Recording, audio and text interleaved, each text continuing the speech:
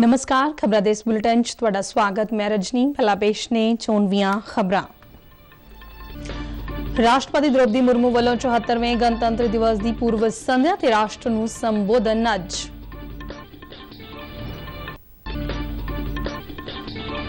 तेरहवें कौमी वोटर दिवस मौके देश भर विच समागमां दा आयोजन। प्रधानमंत्री नरेंद्र मोदी ने बच्चों की दिमागी सेहत समस्या नाल नजिठण विच परिवार की भूमिका नूं दस्सिया अहम।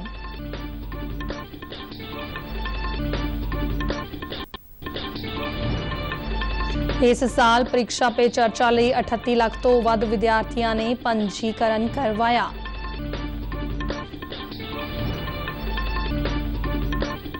केंद्रीय मंत्री गजेंद्र सिंह शेखावत अनुसार केंद्र सरकार ने किसानों के हित विच लए महत्वपूर्ण फैसले।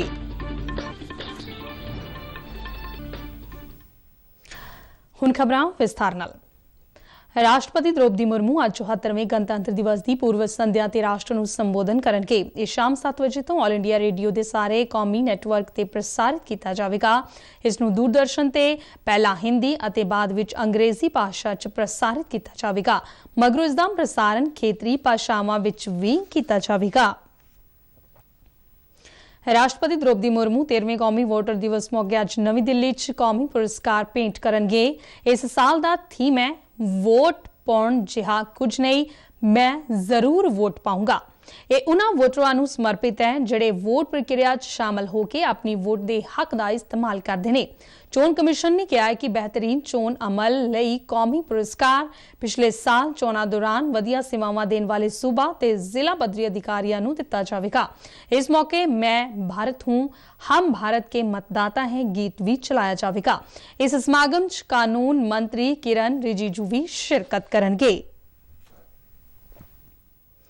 चोण कमिश्नर अनूप चंद्र पांडे ने कहा कि टैक्नोलॉजी ने लोकतांत्रिक अदारियां अते चोण प्रक्रिया च सहायता समेत जमहूरी हकों की राखी लई एक नवा रस्ता खोलिया है। उन्होंने कहा कि चोण प्रक्रिया ते साइबर हमलियां अते जानकारी नूं प्रभावित करन दे यत्नां सदका चोण प्रक्रिया ते खतरे की संभावना रहिंदी है।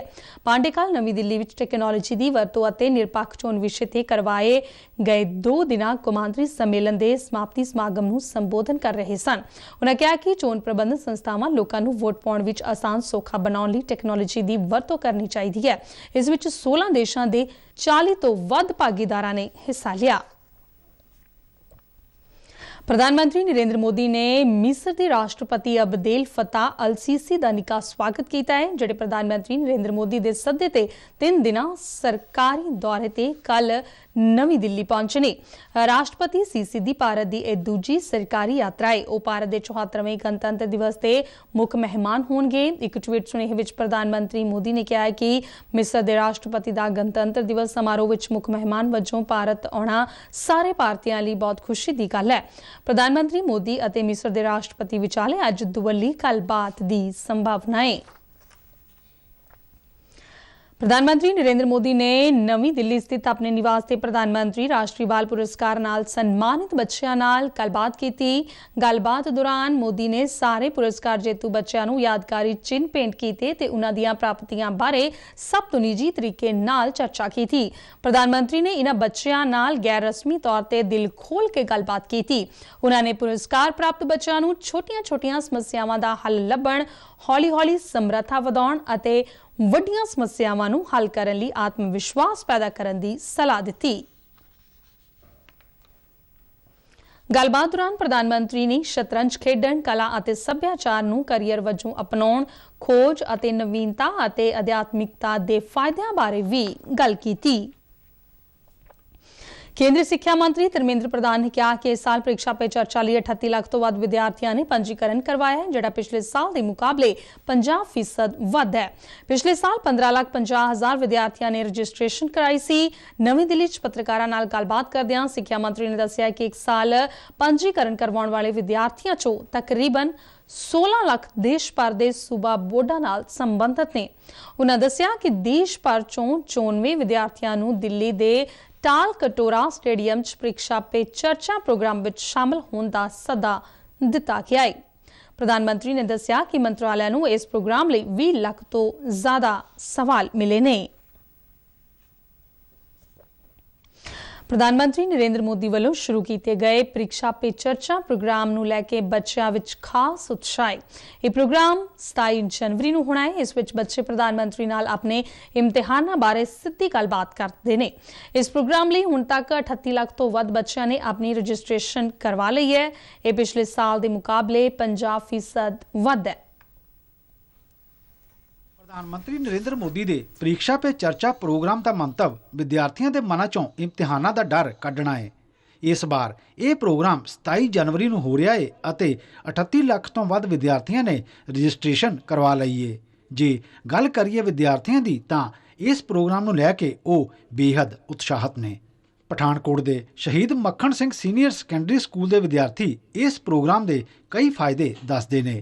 एक बहुत ही वधिया प्रोग्राम है। इस दौरान बच्चों को प्रोत्साहित किया जाता है कि वो स्ट्रैस ना लैन, जिवें कि एग्जाम्स आ रहा है। खासकर बच्चे के जोड़े पेरेंट्स है उन्होंने बर्डन पाते हैं कि नाल दा बच्चा इन्ने वधिया मार्क्स लै गया तो तेरे इन्ने घट आए ने, तां करके वो बच्चों के पेरेंट्स से बच्चों को मोटिवेट करते हैं कि वो स्टडी तो लैके स्ट्रैस बिल्कुल ना लैन तो एक टाइम टेबल के हिसाब नाल खुद पढ़न। हमें हमेशा किसी के बर्डन में नहीं आके कि हमारे पेरेंट्स बोलें कि आपका जो नेबर है उसके बच्चे ने इतने अच्छे मार्क्स लाए आप भी उसको लाओ, नहीं, हमें किसी के बर्डन में नहीं आना है।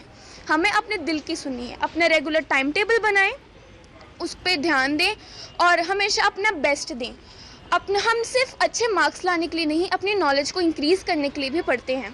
इसलिए मेरा ये मानना है कि ये जो कार्यक्रम है परीक्षा पर चर्चा, ये आने वाले पीढ़ी पे और आगे वाले इस समय में बच्चों के लिए बहुत ज़्यादा इंस्पिरेशन मोटिवेशनल रहेगा। स्कूल के अध्यापक तेजिंदर सिंह मुताबक परीक्षा पे चर्चा प्रोग्राम विद्यार्थियों को अपने जीवन में कामयाबी हासिल करने में मददगार बन रहा है। जब भी परीक्षा होती है तो अक्सर विद्यार्थी दबाव में रहते हैं।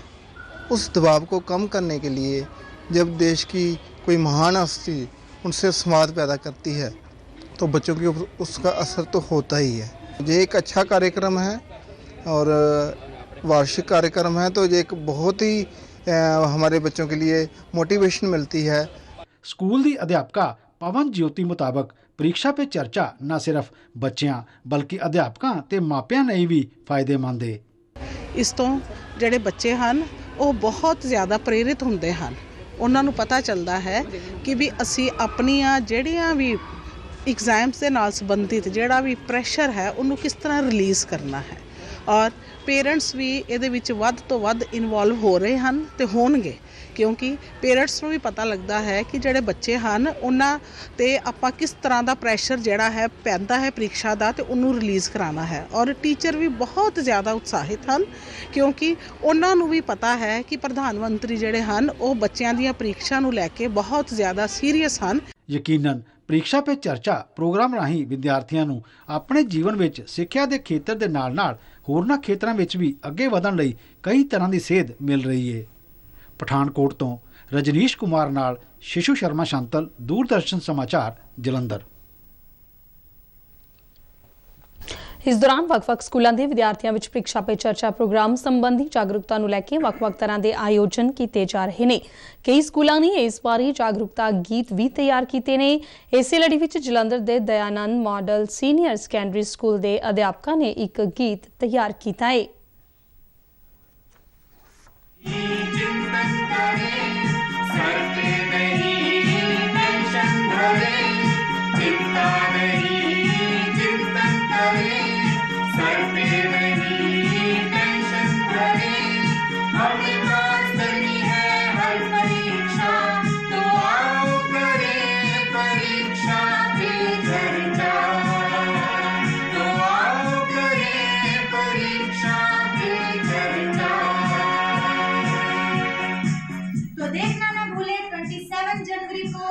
माननीय श्री प्रधानमंत्री नरेंद्र मोदी जी के साथ परीक्षा पे चर्चा।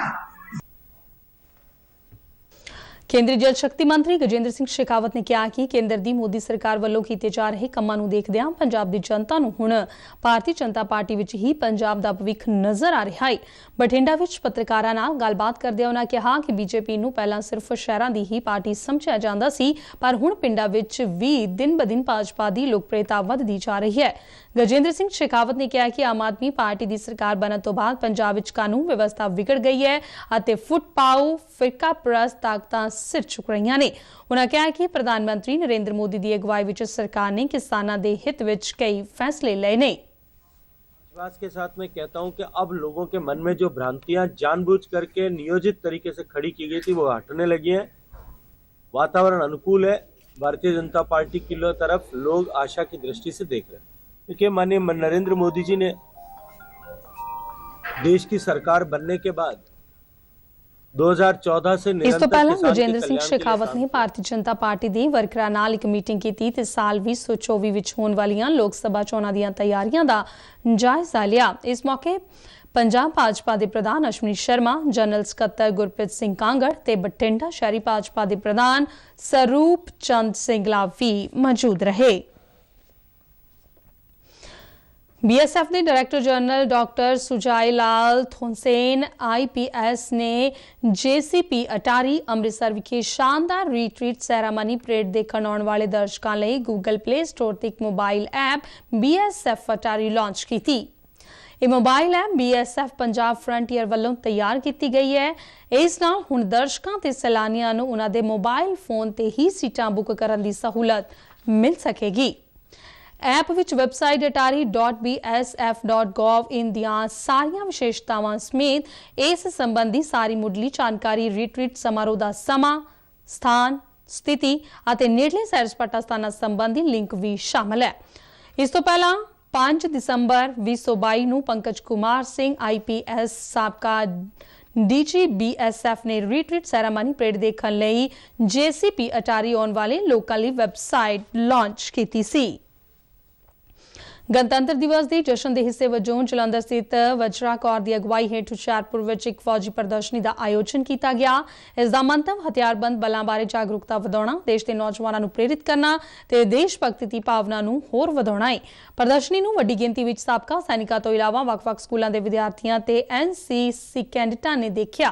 इस राही भारतीय फौज की ताकत नूं प्रदर्शित किया गया। इस विच पैदल हथियार, तोपखाने, निगरानी यंत्र, विशेष वाहन ते होर आधुनिक हथियार शामिल रहे।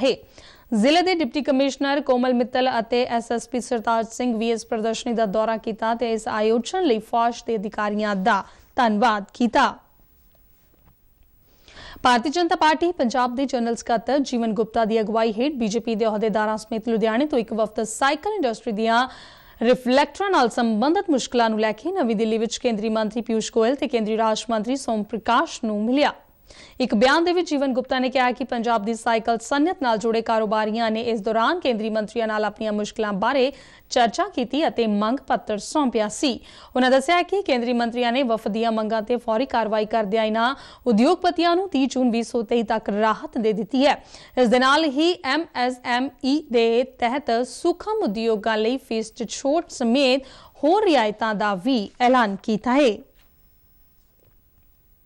जलंधर समेत पंजाब और उत्तरी भारत में मौसम ने एक बार फिर करवट ली है। ज्यादातर थावां ते कल बाद दोपहर तो रुक रुक के हल्का तो दरमियाना मींह पै रहा है। पहाड़ी इलाकों में हुई ताज़ा बर्फबारी नाल ते ठंडियां हवावां नाल तापमान में गिरावट दर्ज की गई है ते कड़ाके की ठंड वध गई है। मौसम विभाग वालों अज भी हल्के तो दरमियाने मींह की संभावना जताई गई है। इस मींह नाल किसानों नूं भी राहत महसूस हुई है, क्यों जो कोहरे नाल खराब हो रही फसलों नूं फायदा पुजेगा। खुश्क मौसम के चलते आम लोगों नूं हो रही सेहत संबंधी मुश्किलों तो भी इस मींह नाल राहत मिलण दी संभावना है। इस दे नाल ही खबरां दा बुलेटिन खत्म होया। दिओ आग्या, नमस्कार।